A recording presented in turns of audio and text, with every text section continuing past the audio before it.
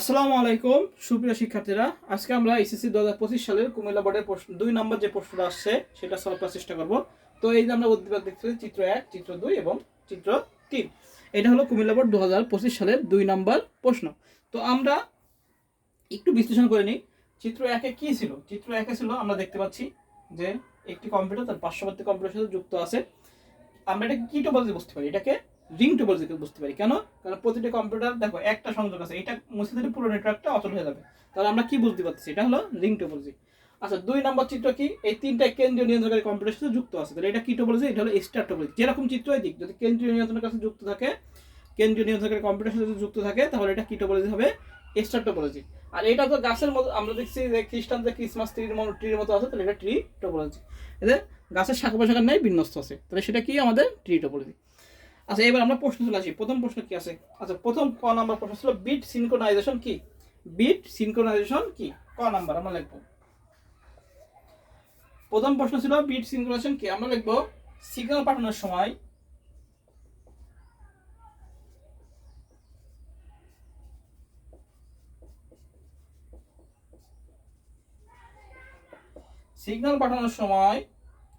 বিভিন্ন বিটের মধ্যে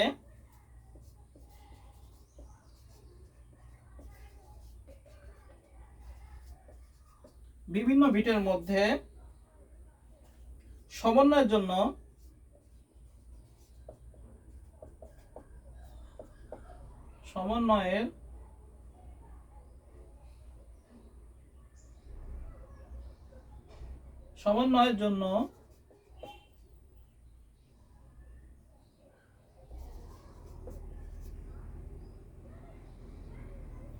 ব্যবহৃত পদ্ধতি হচ্ছে bit synchronisation.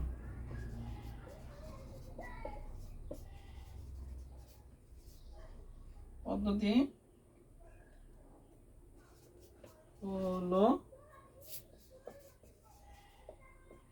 Bit synchronisation.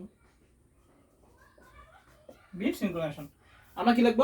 Signal পাঠানোর সময় বিভিন্ন বিটের মধ্যে সমন্বয়ের জন্য ব্যবহৃত পদ্ধতি হলো বিট সিনক্রোনাইজেশন। এটা আমরা ক নাম্বার লিখব। আচ্ছা, খ নাম্বার বলেছে ভিন্ন ধর্মী ভিন্ন ধর্মী প্রোটোকল বিশিষ্ট নেটওয়ার্কের মধ্যে সংযোগ স্থাপনের জন্য ব্যবহৃত ডিভাইসটি হলো গেটওয়ে। তাহলে কি উত্তর হবে? গেটওয়ে। এটা হলো ভিন্ন প্রোটোকল বিশিষ্ট কি করে? নেটওয়ার্কটি সংযুক্ত করে। আমরা লিখব ভিন্ন প্রোটোকল বিশিষ্ট নেটওয়ার্কের মধ্যে সংযোগ স্থাপনের জন্য ব্যবহৃত ডিভাইসটি হলো গেটওয়ে।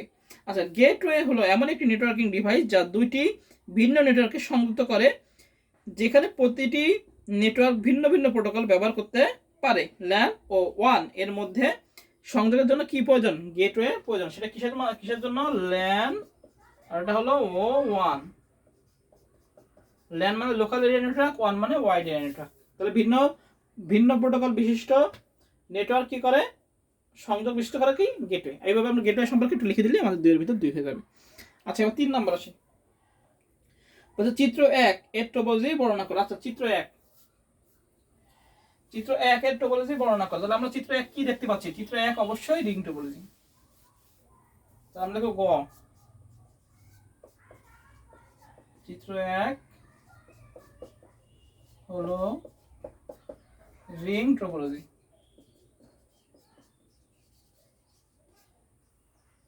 রিং টোপোলজি, চিত্র 1 হলো কি?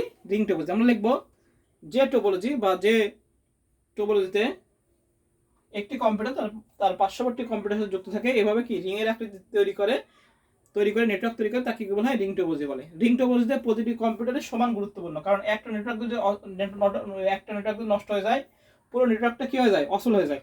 এবং রিং টোপোলজি কি একমুখী প্রবাহ হয়। যেমন এখান থেকে যদি আমরা এই কম্পিউটারে পাই, তাহলে প্রত্যেকটা কম্পিউটারে পার হয়ে যাবে, অর্থাৎ কি একমুখী প্রবাহ। আমরা এভাবে লিখতে পারি যে উদ্দীপক চিত্র 1 এর টোপোলজি হলো রিং টোপোলজি। রিং টোপোলজি প্রতিটি কম্পিউটার দুটি করে সংযোগ থাকে, একটি সেন্ডার ও অপরটি কি রিসিভার কাজ করে। এর টোপোলজিতে কোনো কম্পিউটার অন্য কোনো কম্পিউটারের নিকট মেসেজ পাঠাতে চাইলে সেটি নিকটবর্তী কম্পিউটারে যাবে, সেই কম্পিউটার দেখবে মেসেজটি তার কি না। সেটি তার জন্য না হলে ওই মেসেজ পরবর্তী কম্পিউটার দিকে পাঠাবে। এভাবে সেটি গন্তব্য কি করে? পৌঁছাবে। প্রতিটি কম্পিউটার যেই সিগন্যালকে বর্ধিত করে পরের কম্পিউটারের নিকট পাঠায়, এ টপোলজিতে কম্পিউটার সমূহ চক্রাকারে পরস্পরের সাথে সংযুক্ত থাকে এবং এতে ডেটা প্যাকেট সবসময় একই দিকে প্রবাহিত হয়, তবে এই পদ্ধতিতে কেন্দ্রীয় ডিভাইস বা সার্ভারের প্রয়োজন নেই।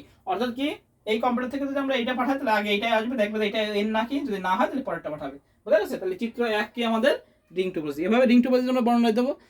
কত সুন্দর করে আমরা বর্ণনা দিতে, যত সুন্দর করে যত তথ্যভিত্তিক লেখা হবে নাম্বার তত বেশি আসবে। আচ্ছা, এবার আসি গ গ ঘ।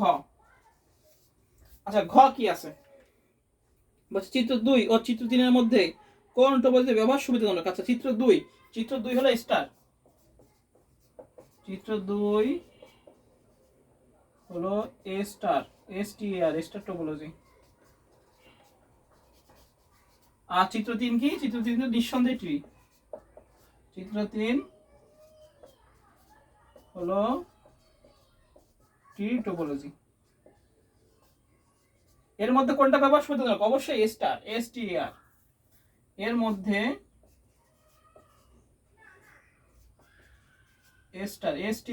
স্টার টপোলজি ব্যবহার সুবিধাজনক।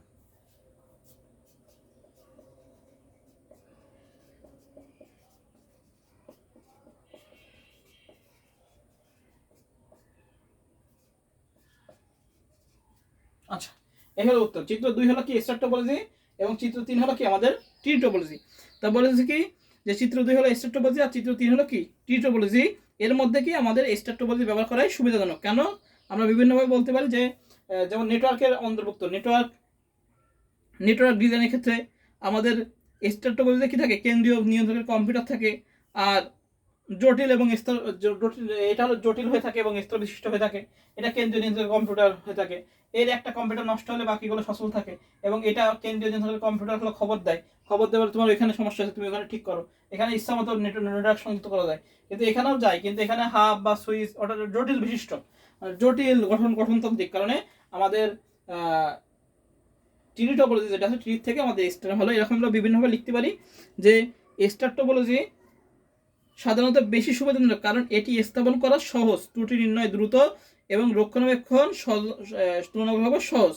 ছোট বা মাঝারি নেটওয়ার্কের জন্য এটি একটি আদর্শ পছন্দ, তবে বড় নেটওয়ার্ক যেখানে স্তর বিশিষ্ট ব্যবস্থা দরকার সেখানে টিরি ভালো কাজ করতে পারে। এভাবে আমরা বিভিন্ন বর্ণনা দিয়ে আমরা লিখে দেবো। হ্যাঁ, বুঝা গেছে? স্টারটা বলতে ছোটটার ক্ষেত্রে ভালো, আর বড় যদি বৃহৎ যদি হয় তাহলে টিরিটা সুবিধাজনক স্টার থেকে। ঠিক আছে? এভাবে মোটামুটি নিজেদের মতো লিখে দেবো, নাম্বার হয়ে যাবে।